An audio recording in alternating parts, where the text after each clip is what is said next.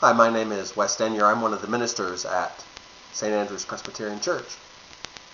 When I was a kid, we sometimes used to play in the graveyard near our house.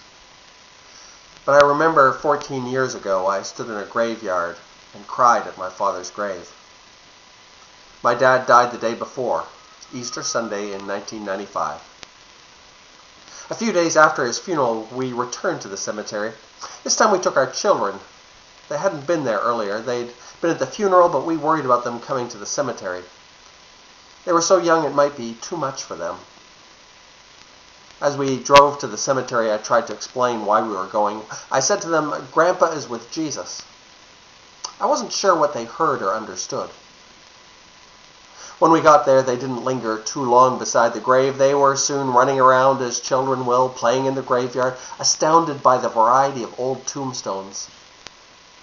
Suddenly, my son Paul, who was 7 at the time, pointed to an especially large and old mausoleum, almost the size of a small house. "Look," he exclaimed, "that must be where Jesus lives." The wonderful logic of a child. If this is Grandpa's grave and he's with Jesus, well then, why not? We had thought the children were too young to understand, but perhaps they caught the glimpse of a truth we were too old to see. The hope of the resurrection is this: the world is not just where Jesus died, the world is where Jesus lives. And because Jesus lives, because God has broken the powers of sin and death, we have been set free to live also.